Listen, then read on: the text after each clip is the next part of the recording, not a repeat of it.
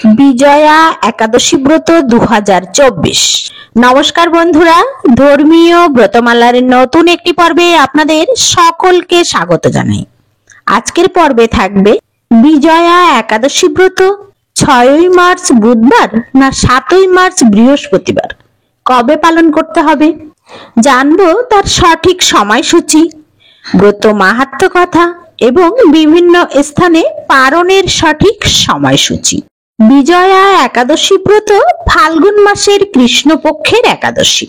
এই একাদশী ব্রত শিবরাত্রির পূর্ব একাদশী। তাহলে এবারে আমরা জানবো কত তারিখে আমাদের এই একাদশী ব্রত পালন করতে হবে। যে সকল স্থানে 6ই মার্চ বুধবার ব্রত পালন করতে হবে: মধ্যপ্রাচ্যের Dubai, Abu Dhabi, Saudi Arab, Kuwait, Qatar, Jordan, Lebanon, Russia, London, Spain, ইতালি সহ ইউরোপের সকল দেশ, আফ্রিকা, নাইজেরিয়া, মিশর, লিবিয়া, আর্জেন্টিনা, কলম্বিয়া সহ উত্তর আমেরিকা এবং দক্ষিণ আমেরিকা মহাদেশের সকল দেশ, এছাড়াও আরো বেশ কিছু দেশ আছে। এবারে জানবো বিজয়া একাদশী ব্রত 7ই মার্চ বৃহস্পতিবার 2024 কোথায় পালন করতে হবে। Bharat, Bangladesh, Nepal, Bhutan, Sri Lanka, Myanmar, Pakistan, Maldives, Malaysia, Singapore, Indonesia, Thailand, Vietnam, Philippine, Taiwan, Japan, দক্ষিণ কোরিয়া, মঙ্গোলিয়া, চীন, হংকং, অস্ট্রেলিয়া, নিউজিল্যান্ড, এছাড়াও আরো বিভিন্ন স্থানে 7ই মার্চ বৃহস্পতিবার বিজয়া একাদশী ব্রত পালন করতে হবে। বিজয়া একাদশী ব্রত মাহাত্ম্য কথা। স্কন্দ পুরাণে এই একাদশী মাহাত্ম্য এইভাবে বর্ণিত আছে। মহারাজ যুধিষ্ঠির শ্রীকৃষ্ণকে বললেন, হে বাসুদেব, ফাল্গুন মাসের কৃষ্ণপক্ষের একাদশীর মাহাত্ম্য অনুগ্রহ করে আমাকে বলুন। শ্রীকৃষ্ণ বললেন, হে যুধিষ্ঠির, এই একাদশী বিজয়া নামে পরিচিত। এই একাদশী সম্পর্কে একসময় দেবর্ষি নারদ স্বয়ম্ভু ব্রহ্মাকে জিজ্ঞাসা করেছিলেন। তিনি এই প্রসঙ্গে যা বলেছিলেন তা আমি এখন তোমার কাছে বলছি।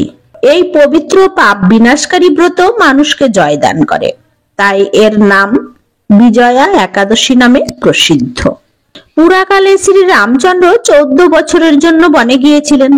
সীতা ও লক্ষ্মণের সঙ্গে তিনি পঞ্চবটী বনে বাস করতেন।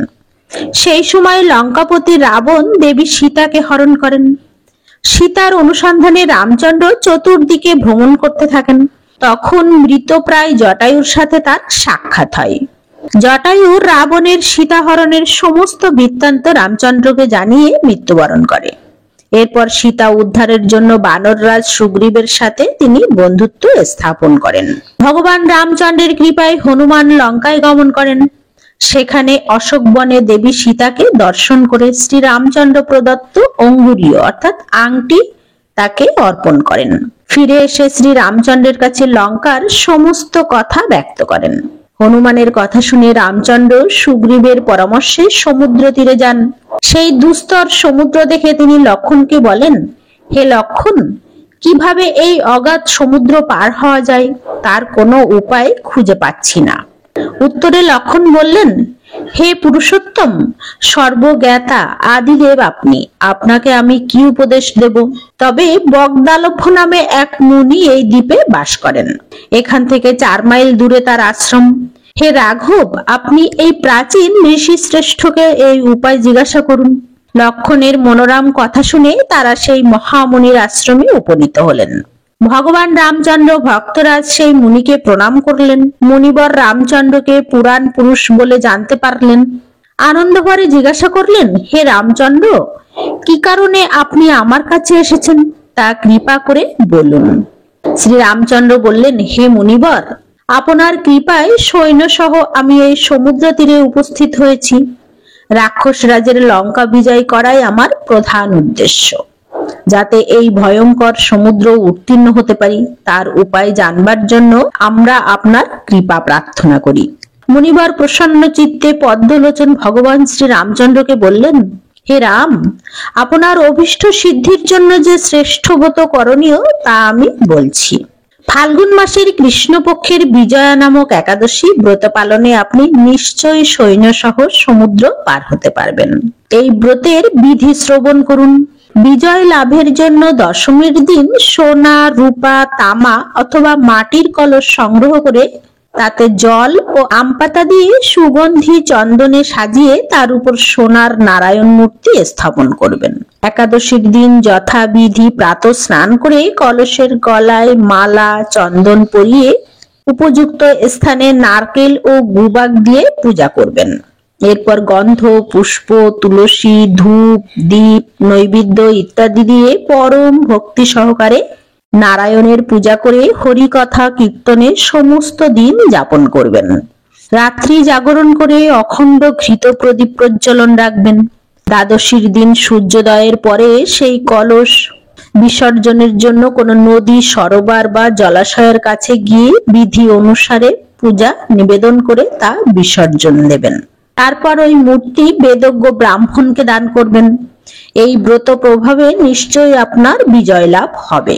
ব্রহ্মা বললেন, হে নারদ, ঋষির কথা মতো ব্রত অনুষ্ঠানের ফলে তিনি বিজয়ী হয়েছিলেন। সীতা প্রাপ্তি, লঙ্কা জয়, রাবণ বধের মাধ্যমে শ্রী রামচন্দ্র অতুল কীর্তি লাভ করেছিলেন। তাই যথাবিধি যে মানুষ এই ব্রত পালন করেন তার এই জগতে জয়লাভ এবং পরজগতে অক্ষয় সুখ লাভ নিশ্চিত বলে জানবে। হে যুধিষ্ঠির, এই কারণে এই বিজয়া একাদশী ব্রত পালন অবশ্য কর্তব্য। এই ব্রত কথার শ্রবণ কীর্তন মাত্রই বাজপেয় যজ্ঞের ফল লাভ হয়। এবারে আমরা জানবো বিজয়া একাদশী ব্রত 2024-এর পারণের সঠিক সময়সূচি। একাদশীর তারিখ 7ই মার্চ বৃহস্পতিবার এবং পরদিন পারণ 8ই মার্চ শুক্রবার। বাংলাদেশের সময় অনুযায়ী একাদশীর তারিখ 7ই মার্চ, পরদিন সকালে পারণের সময়সূচি সকাল 6টা 21 মিনিট থেকে 10টা 5 মিনিট পর্যন্ত। পশ্চিমবঙ্গ একাদশীর তারিখ 7ই মার্চ, পরদিন সকালে পারণের সময়সূচি 5টা 53 মিনিট থেকে 9টা 49 মিনিট পর্যন্ত। দিল্লি একাদশীর তারিখ 7ই মার্চ, পরদিন সকালে পারণের সময়সূচি 6টা 38 মিনিট থেকে 10টা 34 মিনিট পর্যন্ত। মুম্বাই মহারাষ্ট্র একাদশীর তারিখ 7ই মার্চ, পরদিন সকালে পারণের সময়সূচি 6টা 52 মিনিট থেকে 10টা 50 মিনিট পর্যন্ত। বিহার একাদশীর তারিখ 7ই মার্চ, পরদিন সকালে পারণের সময়সূচি 6টা 4 মিনিট থেকে 10টা 1 মিনিট পর্যন্ত। একাদশীর পারণ মন্ত্র। একাদশং নিরাহার ব্রত নানেন কেশব, প্রসীদ সমুখনাথ জ্ঞান দৃষ্টি প্রদাভবম। হরে কৃষ্ণ। নমস্কার।